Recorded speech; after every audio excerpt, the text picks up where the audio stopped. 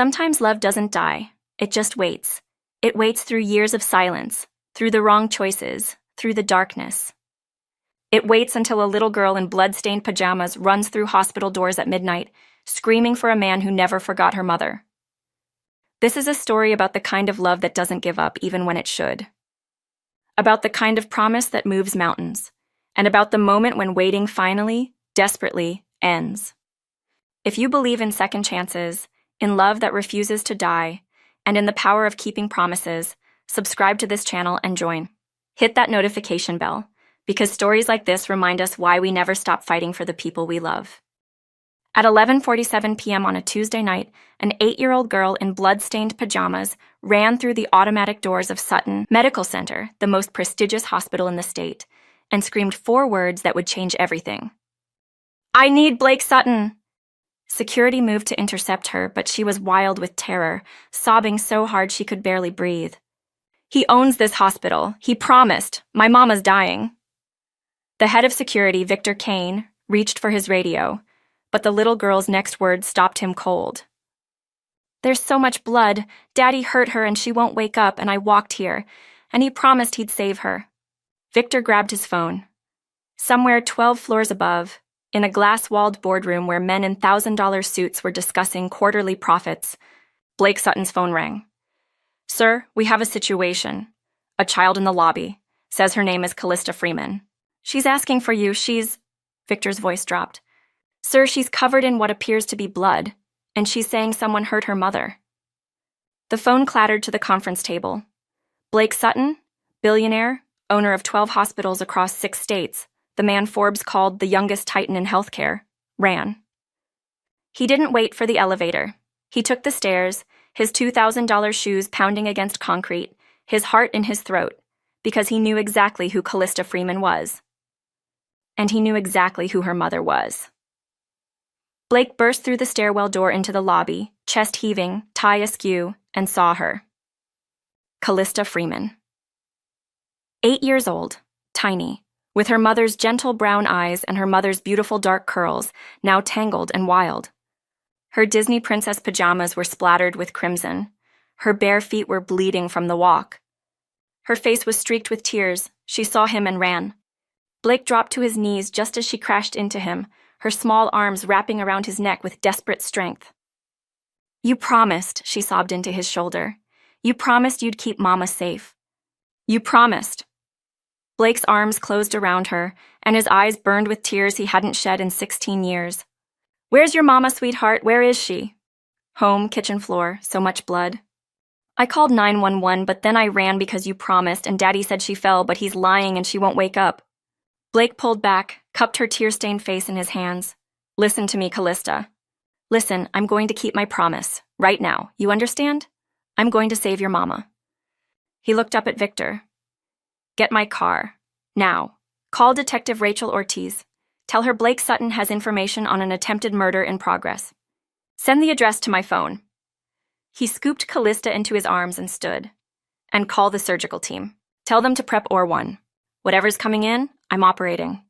Victor was already moving. "Sir, should we notify Mr. Freeman? If Dominic Freeman comes within 100 yards of this hospital," Blake's voice was ice over steel, "you stop him. I don't care if you have to arrest him yourself. He doesn't get near her, ever again." Blake's Aston Martin tore through red lights. Calista buckled in the passenger seat, still crying. "How far did you walk, honey?" Blake asked, forcing his voice to stay calm while his hands gripped the steering wheel so hard his knuckles were white. "I don't know, a really long way. My feet hurt." 2.3 miles. Blake had checked the GPS. An 8-year-old girl had walked 2 miles through the dark streets at midnight to find him. "You were so brave, Calista, so incredibly brave." "I was scared." Her voice was tiny. "Brave people are always scared. They just do it anyway." He looked at her. "Your mama is going to be so proud of you." "What if she dies?" Blake's throat closed. "She won't." "I won't let her. You promise?" And there it was, the question that would haunt him forever if he failed. "I promise." Blake's hands gripped the steering wheel, but his mind was racing backward, to a week ago, to the moment that had shattered and rebuilt him all at once. Blake Sutton stood at the nurse's station on the 3rd floor of Sutton Medical Center, reviewing patient charts. It was a routine Tuesday afternoon. He'd just finished consulting on a complex abdominal surgery. His mind was on the quarterly board meeting scheduled for 4 o'clock. Dr. Sutton? The intake nurse Maria approached with a tablet. We have a patient in exam room 7. Second-degree burn on her left hand. She says it was a cooking accident, but... Maria's expression darkened. There are other marks, older bruises on her arms. I think you should see her. Blake nodded, taking the chart. His eyes scanned the name. Patient, Nicole Freeman, 34, female. The tablet slipped from his hands. It clattered to the floor, screen cracking, but Blake didn't notice. He couldn't breathe. Couldn't think. Couldn't do anything but stare at that name, Nicole. Dr. Sutton? Are you okay? Maria bent to retrieve the tablet. Blake's voice came out strangled. Did you say Freeman? Yes, Nicole Freeman. Is something wrong? Everything was wrong. Everything was impossible. Because Nicole Tyler, no, Freeman now, she'd gotten married, was supposed to be living somewhere far away, living a perfect life, having forgotten all about the boy who'd loved her too much in high school. She wasn't supposed to be here in his hospital. Hurt. Sir? Blake forced himself to move. I'll take this case. Exam room 7? Yes, sir. She has her daughter with her. Daughter. Nicole had a daughter. Blake's legs felt like lead as he walked down the corridor. Each step was a war between desperate hope and soul-deep dread. 16 years. It had been 16 years since graduation night, since she'd gently, kindly, devastatingly told him she didn't feel the same way. He'd seen her exactly once since then, at a distance, at a medical conference 5 years ago. She'd been across a crowded lobby, and he'd hidden like a coward rather than face her. But now there was no hiding. Blake stopped outside exam room 7. His hand was shaking as he reached for the door handle. He took 1 breath, 2. Then pushed it open, and there she was, Nicole Tyler, Freeman, sitting on the examination table, cradling her left hand. She'd changed, and yet she hadn't. Her hair was still those gorgeous natural curls, maybe longer now, pulled back in a loose twist. Her skin still that beautiful rich brown that had made teenage Blake write terrible poetry comparing her to warm earth and dark honey. She was thinner than he remembered, too thin, and there were shadows under her eyes that spoke of sleepless nights and carried burdens. But God, she was still the most beautiful woman he'd ever seen. She looked up when the door opened. Their eyes met, and the world stopped. Blake watched recognition hit her like a physical blow. Her eyes, those deep brown eyes he'd dreamed about for 16 years, went wide. Her lips parted in shock. The hand she'd been cradling dropped to her lap, forgotten. Blake? His name came out as barely a whisper. He couldn't speak. His throat had closed completely. All he could do was stand there, drinking in the sight of her, his heart hammering so hard he was certain she could hear it. Nicole. Her name felt like coming home and falling off a cliff at the same time. For a long moment, they just stared at each other. 16 years of silence, of distance, of what-ifs and might-have-beens hung between them like a living thing. Then Nicole's eyes filled with tears. I can't, her voice broke. This can't be real. Blake finally found his voice, though it was rougher than he'd ever heard it. I'm real, He trailed off, because what could he possibly say? I never got over you. I never stopped loving you. I've compared every woman I've ever met to you, and they all fell short. A small voice cut through the tension. Mama, who's that? Blake's gaze shifted to the little girl sitting in the corner chair. He'd been so focused on Nicole he hadn't even registered her presence. She was maybe 8 or 9, with olive-toned skin, dark curls similar to her mother's pulled into 2 puffs, and eyes that held far too much wariness for a child. This is... Nicole's voice shook. This is Dr. Sutton, baby. We knew each other a long time ago. Hi, the girl said quietly, studying Blake with the kind of careful observation that made his chest ache. This was a child who'd learned to read danger in adults. Blake forced himself into professional mode, or tried to. Hi there, what's your name? Calista. That's a beautiful name. Blake turned back to Nicole, and the professional mask cracked immediately. Nicole, I need to examine your hand. May I? She nodded, extending her left hand with visible reluctance. Blake moved closer, and the scent of her, something floral and warm that was achingly familiar, nearly undid him. He took her hand in his, and the contact sent electricity racing up his arm. Her breath hitched. Their eyes met again, and in that moment, Blake saw everything. She felt it too. This pull, this impossible, terrible, beautiful pull that hadn't diminished even slightly in 16 years. "Tell me what happened," he said softly, examining the burn. It was 2nd degree, angry and blistered across her palm. But it was the other marks that made his blood run cold. The yellowing bruises on her forearms, the fading fingerprints on her wrist. "I was cooking," Nicole said. The lie smooth and practiced. The pan handle was hot. "I grabbed it without thinking." Blake's jaw clenched. "Nicole, that's what happened." Her voice was firm, but her eyes were pleading. "Don't ask, don't push, don't make me say it out loud." But Blake had spent 10 years as a trauma surgeon. He knew the signs, he knew what those finger-shaped bruises meant. And these? He gently touched the marks on her forearm. Nicole pulled her hand back. "I bruise easily." "It's nothing."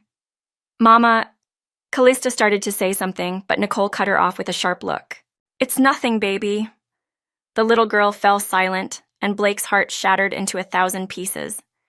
"I need to clean and dress this burn," Blake said, his voice carefully neutral even as everything inside him was screaming. "It's going to hurt, I'm sorry." "I'm used to pain," Nicole said quietly. Those 4 words destroyed him. As Blake worked, cleaning the wound, applying antibacterial ointment, wrapping her hand in sterile gauze, the silence between them was deafening. There was so much to say. 16 years of questions, of wondering, of regret. "How have you been?" Nicole finally asked, her voice barely above a whisper. How had he been? Blake almost laughed. "Good, busy. I took over my father's hospital 10 years ago. Expanded it. We're up to 12 locations now." 12 hospitals? Nicole's eyes widened. "Blake, that's incredible." "It kept me busy. It kept me from thinking about you every waking moment." He thought to himself, "What about you? What have you been doing?" "I got married." She said it flatly, without joy. 7 years ago, I was in nursing school. "We have Calista." She looked at her daughter with such fierce love it made Blake's chest ache. "She's the best thing I've ever done." "You got married." The words echoed in Blake's mind like a death knell. Of course she did. She'd moved on, built a life, while he'd been pathetically pining for a woman who'd never wanted him. But then why was she here, with burns and bruises, looking at him with eyes that held so much pain? "Are you happy?" The question escaped before Blake could stop it. Nicole's face crumbled for just a second before she rebuilt the mask. "I have Calista. She makes everything worth it." That wasn't an answer, that was a deflection. Blake finished wrapping her hand. "You need to keep this clean and dry. Change the dressing daily.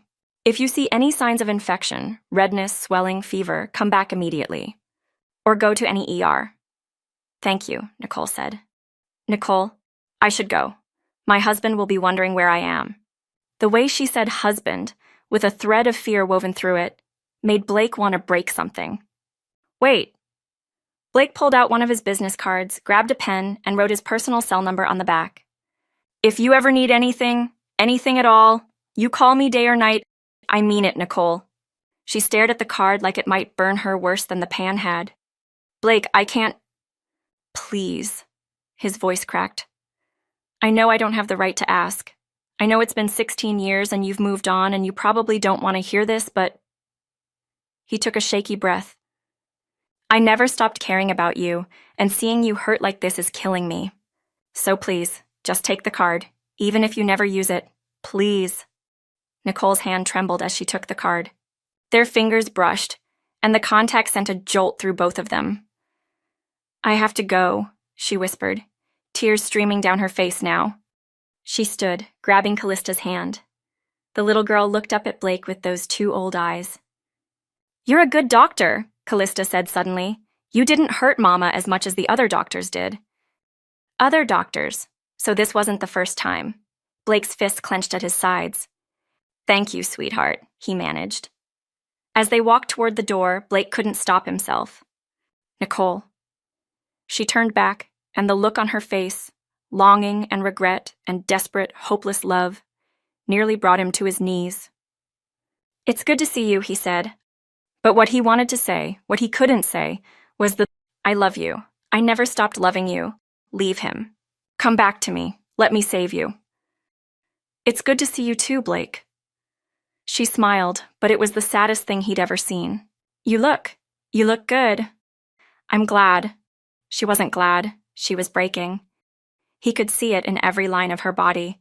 And then she was gone, taking Calista with her, leaving Blake standing in the empty exam room with his heart in pieces on the sterile floor. He stood there for 10 minutes, maybe more, just staring at the door she'd walked through. Then he pulled out his phone and called Victor Kane. "Victor, I need you to do something for me. I need a full background check. Name, Nicole Freeman, and her husband. I need to know everything." Because Blake Sutton had spent 16 years becoming powerful enough to protect the woman he loved. And even if she didn't want him, even if she'd chosen someone else, he was going to make damn sure she was safe. 3 days later, when Nicole came back to the hospital with Calista in tow, looking more worn and carrying fresh bruises poorly hidden by makeup, Blake had been ready. He'd given Calista origami paper and taught her to make cranes. He'd looked into Nicole's eyes and seen the truth she couldn't say out loud. And he'd made a promise to a little girl. "If your mama ever needs help, real help, you come find me. I promise I'll keep her safe." Blake blinked back to the present, his foot heavy on the accelerator. That first meeting, seeing Nicole again after 16 years, seeing the fear in her eyes, the bruises on her skin, had awakened something primal in him. And now Calista had come to collect on his promise. "I'm coming, Nicole," he thought fiercely. The ambulance was already there when Blake arrived, EMTs loading a stretcher. Blake threw the car into park and ran, flashing his medical credentials. "I'm Dr. Blake Sutton, trauma surgeon, owner of Sutton Medical Center. I'm taking over this patient's care." The lead EMT looked up. "Sir, we're transporting to county. You're transporting to Sutton Medical. I'll be riding with her. That's non-negotiable." He pushed past them to the stretcher, and his world stopped. Nicole, God, Nicole. She was unconscious, face swollen and bruised, blood matting her beautiful natural curls. Eveline already in, her breathing shallow. For a moment, Blake couldn't move, couldn't breathe. Because this was Nicole, his Nicole, the girl who'd held his heart since he was 15 years old, the woman he'd never stopped loving despite 16 years of silence, and someone had done this to her. "Sir?" The EMT's voice cut through. "Do you know her?" Blake's hand found Nicole's, carefully avoiding the IV. His thumb brushed her knuckles, and he leaned close to her ear.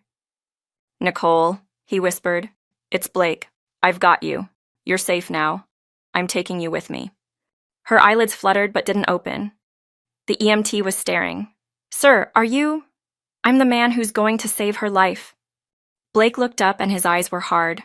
"Now let's move."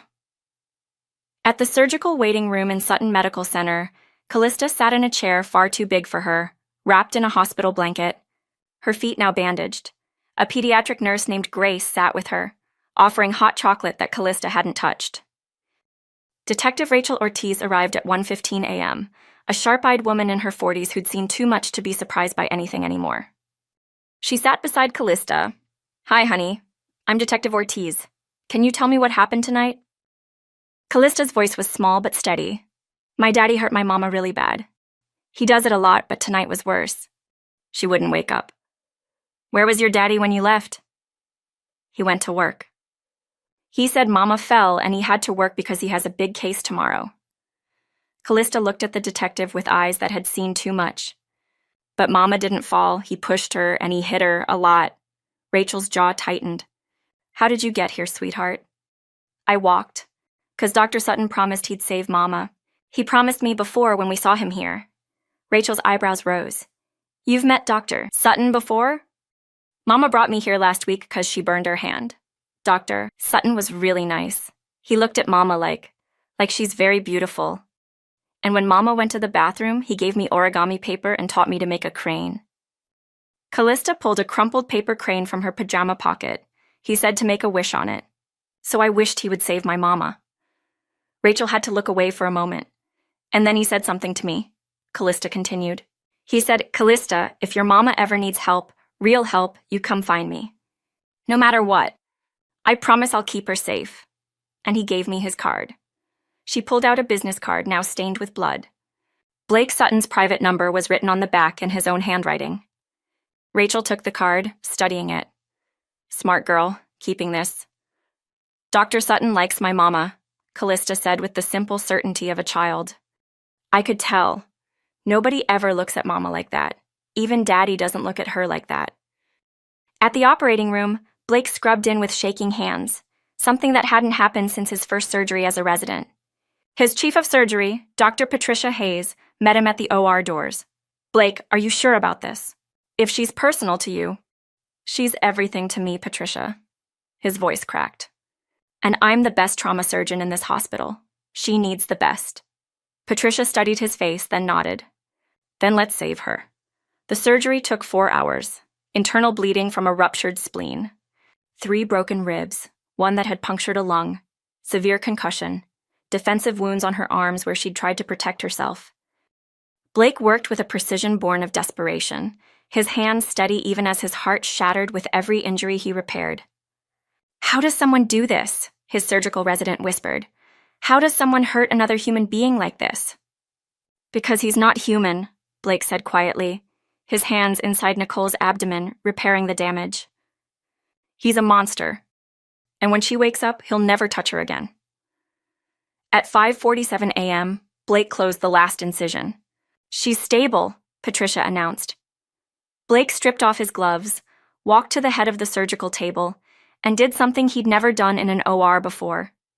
He leaned down and pressed his lips to Nicole's forehead, gentle as a prayer. Welcome home, Nicole, he whispered. I've been waiting for you.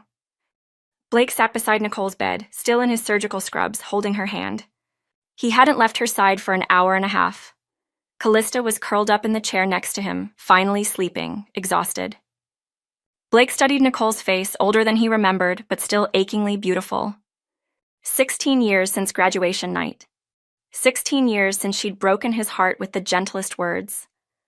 I don't feel that way about you, Blake. I'm sorry. He'd told her it was okay, that they could still be friends, but they'd both known it was a lie.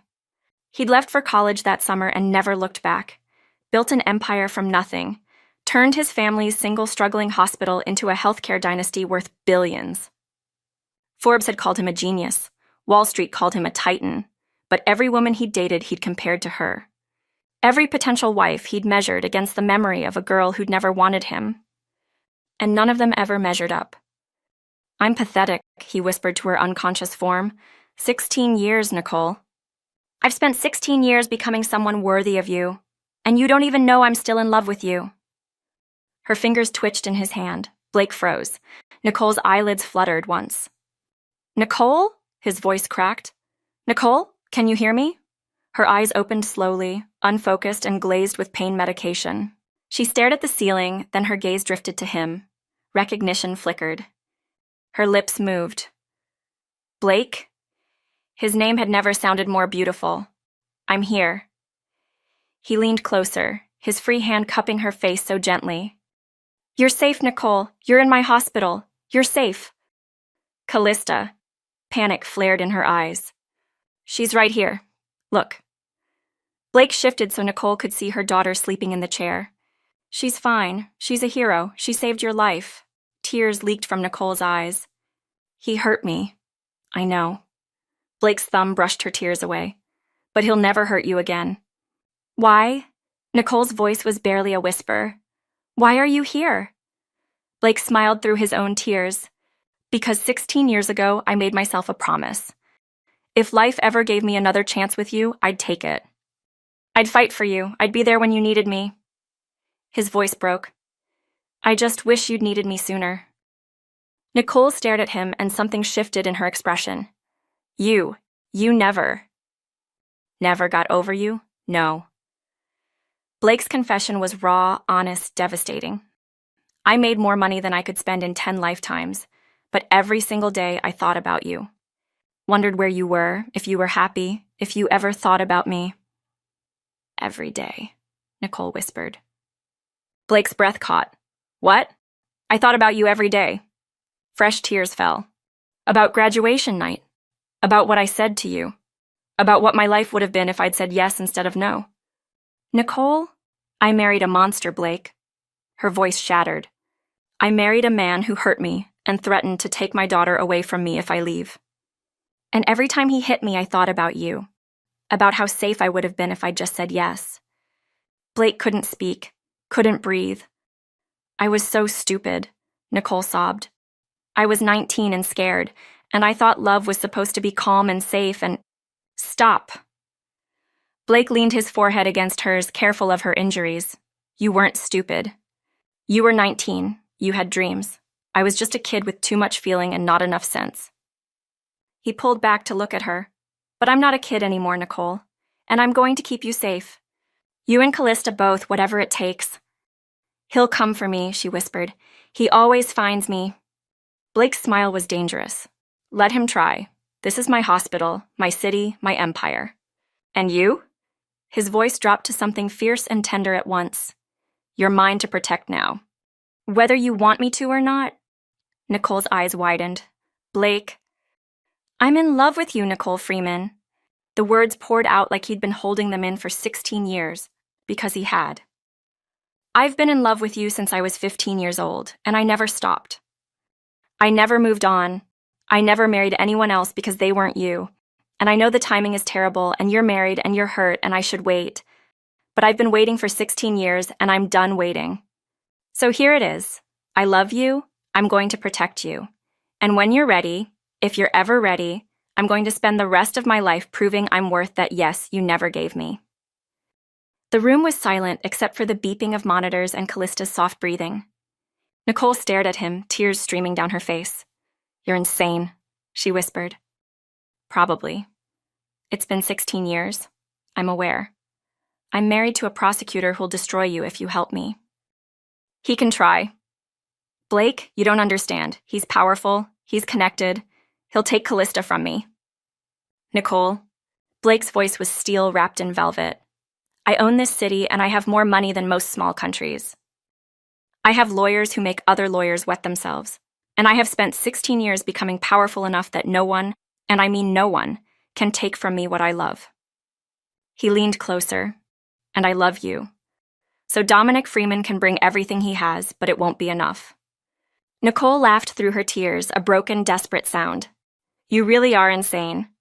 Say yes. What? Say yes, Nicole. The yes you should have said 16 years ago. Say yes to letting me help you. Say yes to letting me protect you. Say yes too. Where he hesitated, then plunged forward because he had nothing left to lose. Say yes to giving us a chance. Nicole looked at him, really looked at him. At the man who'd held a torch for her for 16 years. At the billionaire who'd just spent 4 hours in surgery saving her life. At the boy she'd turned down who'd become the man who'd kept a promise to her daughter. This is crazy, she whispered. I know. We don't even know each other anymore. Then we'll learn. Blake, I'm broken. I'm so broken. Then I'll help you heal, however long it takes. Calista stirred in the chair, her sleepy voice cutting through the moment. Mama? You're awake! Blake pulled back as Calista scrambled onto the bed, careful but desperate, burying her face in her mother's neck. I was so scared, Calista sobbed. I thought you were going to die. Nicole held her daughter with her good arm, crying into her hair.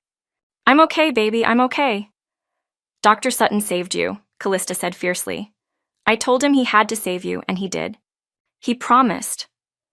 Nicole looked at Blake over her daughter's head, and something passed between them. 16 years of what-ifs and might-have-beens, and finally, a chance. Thank you, she mouthed. Blake smiled. Always. Sometimes it takes 16 years and a tragedy to find your way back to the person you were always meant to be with. Sometimes it takes a little girl's courage to save everyone. If this story is touching your heart, if you believe in love that waits, in promises that are kept, in second chances that can heal everything, please hit that like button, subscribe, consider clicking the super thanks icon to support my channel, and share this with someone who needs to believe in happy endings. Because this story isn't over yet, and what comes next will remind you why we never give up on love. Dominic Freeman arrived at Sutton Medical Center the same morning at 9:47 a.m., wearing his best suit and his best lie. "I'm looking for my wife, Nicole Freeman. I believe she was brought here last night. There was an accident." The receptionist looked at her computer, then at him. "I'm sorry, sir, I don't have a Nicole Freeman in our system." Dominic's smile tightened. "She was brought here by ambulance. Check again." "Sir, I've checked. There's no—" "I'm a prosecutor with the district attorney's office." Dominic leaned in, voice dropping to something threatening. "My wife is in this hospital, and you're going to tell me where she is." "Now." Victor Kane appeared behind him. "Mr. Freeman, I need you to come with me." Dominic spun. "And you are?" "Victor Kane, head of security. We need to talk, in private." They moved to a small conference room. Victor closed the door. "Where is my wife?" Dominic demanded. "Mrs. Freeman is currently under medical care. Her condition is stable. I want to see her." "That's not possible." Dominic's eyes narrowed.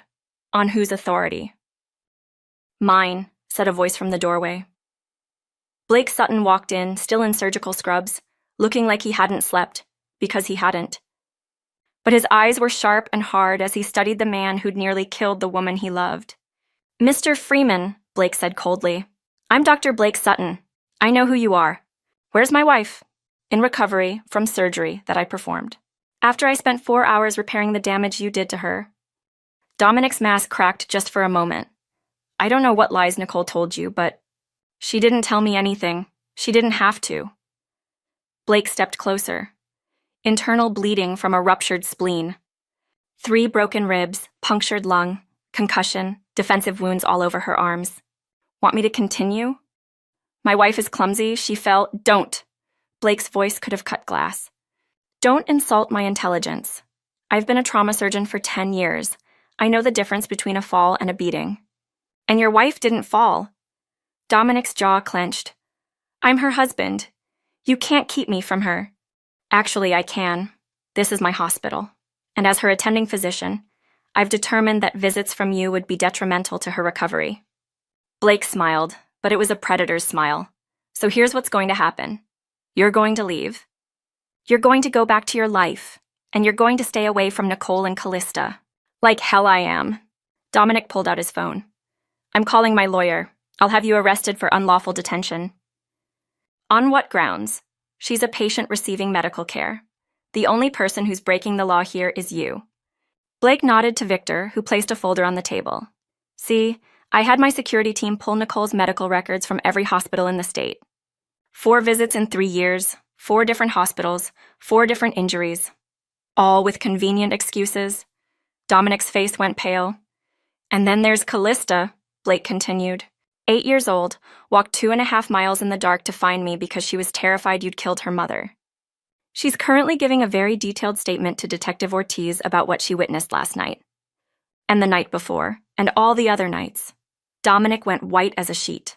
Blake leaned in close. "Here's the truth, Freeman. You're done. Your career is over.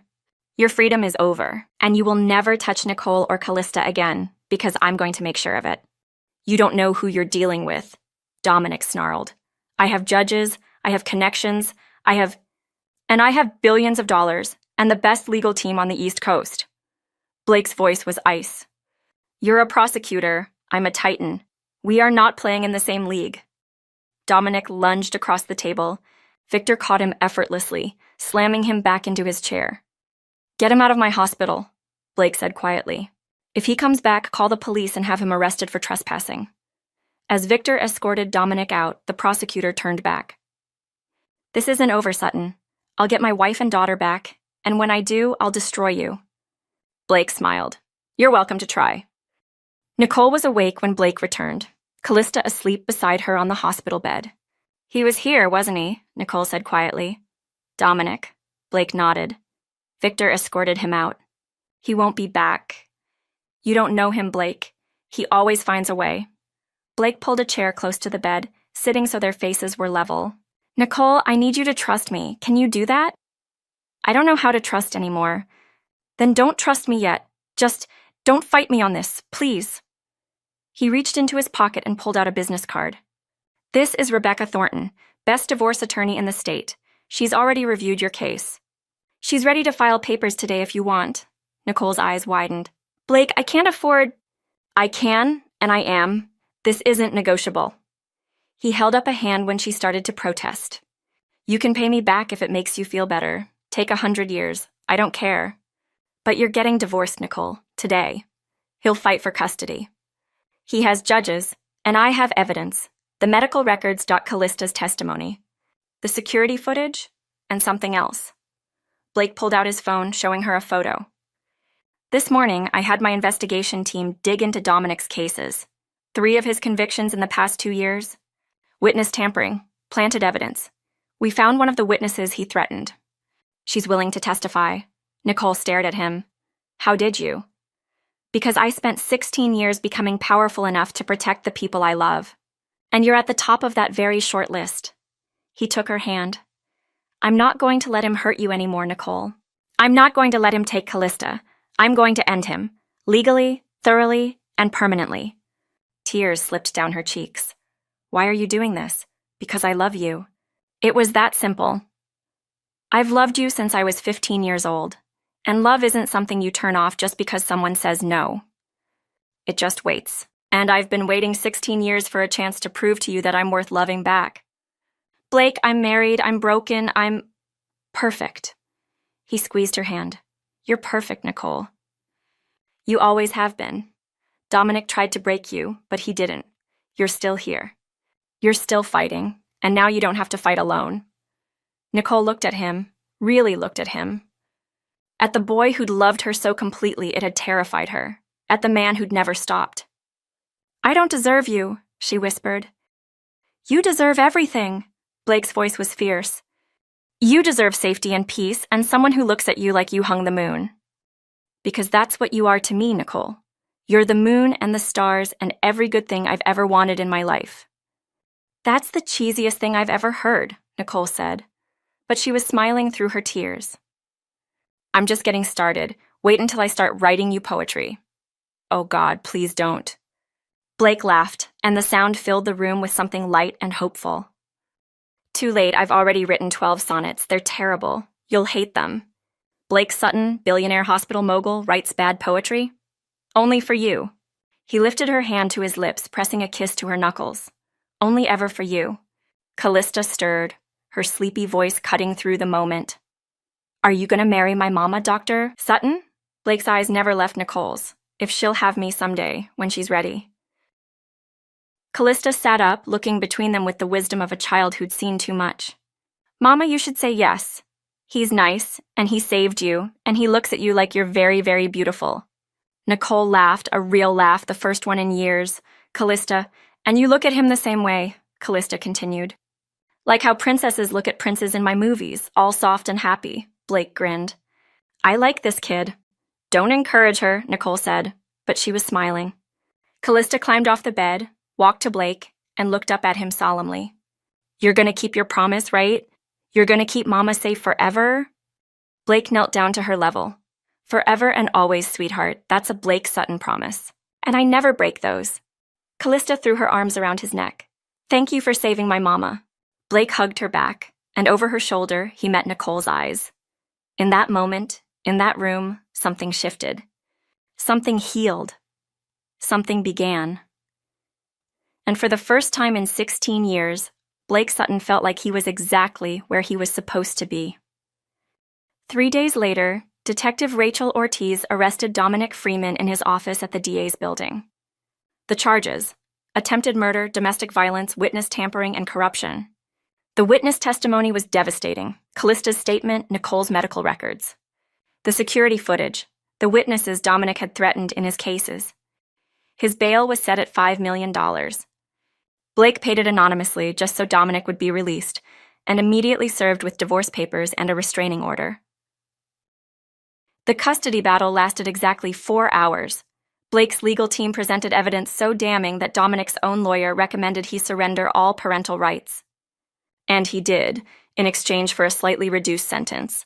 Dominic Freeman was sentenced to 15 years in prison. Lost his law license. Lost his career. Lost everything. At the sentencing, the judge looked at him with contempt. You were trusted to uphold the law, Mr. Freeman. Instead, you brutalized your wife, terrorized your daughter, and corrupted the very system you swore to serve. You don't deserve mercy. You don't deserve leniency. You deserve every single day of this sentence. Dominic looked back at the gallery, where Nicole sat with Blake's arm around her shoulders, Calista on her lap. He saw the way Blake looked at her, like she was precious, like she was everything. He saw the way Nicole leaned into Blake, like she was finally safe, and he knew he'd lost. Not just his freedom, not just his career. He'd lost the only good thing he'd ever had. And she was never, ever coming back. 6 months later, Nicole stood in the middle of her new apartment, the one Blake bought after she was discharged when she refused to move in with him, saying it was too soon and too obvious after her ordeal. She was wearing jeans and old college sweatshirts. Her bruises had faded months ago. Her broken bones had healed, but the broken parts inside? Those took longer. Blake found her standing by the window, looking out at the city lights. "Hey," he said softly, wrapping his arms around her from behind. "What's wrong?" "Nothing's wrong." Nicole leaned back into him. "I'm just happy, and it's strange. I forgot what happy felt like." Blake pressed a kiss to her temple. "Get used to it. I plan on keeping you happy for the next 60 years. Nicole turned in his arms, looking up at him. "Blake Sutton, are you proposing?" "Not yet, but I will, when you're ready." "What if I'm ready now?" Blake's breath caught. "Nicole, I'm not saying we get married tomorrow, but I want you to know I'm ready to think about a future with you." She cupped his face. "I spent 16 years making the wrong choices. I married the wrong man. I lived the wrong life. But you're the right choice, Blake. You always were. I was just too scared to see it. And now?" His voice was rough with emotion. "Now I'm done being scared." Nicole smiled. "Now I'm ready to say yes." Blake kissed her, soft and sweet and full of 16 years of waiting. When they pulled apart, he was smiling. "I'm going to marry you, Nicole Freeman." "I know. I'm going to spend every day proving I'm worthy of that yes. You already have. I'm going to love you until I take my last breath and probably long after that." "That's really cheesy, Blake. I warned you I'd be terrible at this."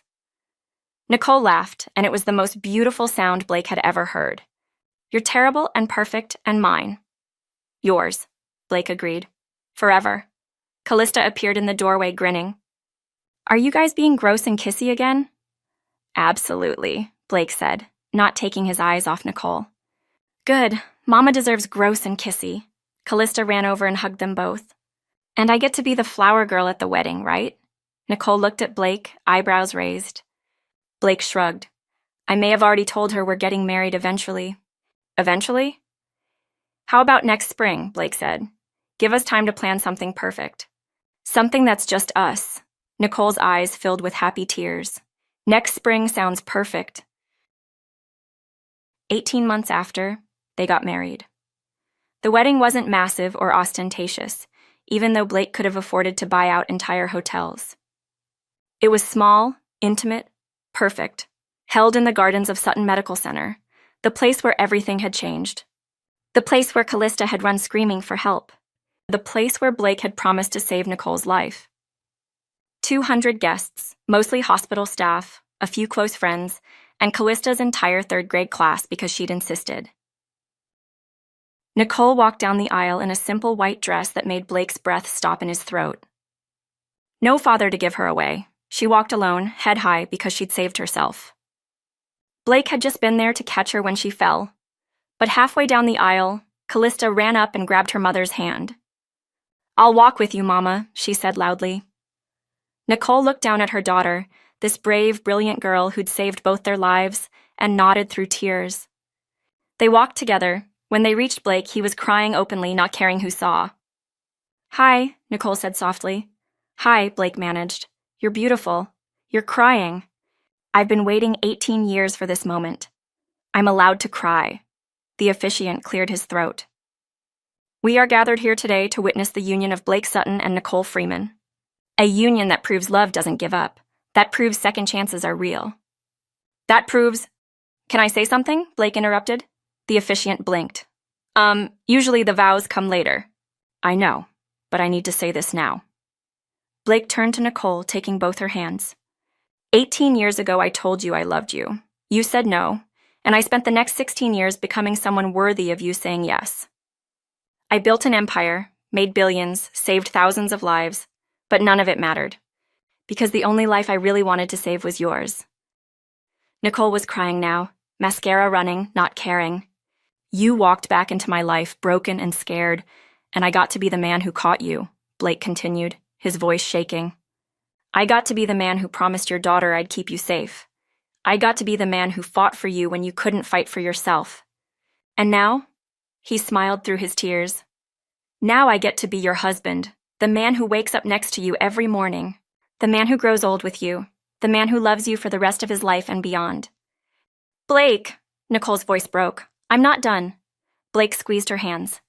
Thank you for saying no 18 years ago.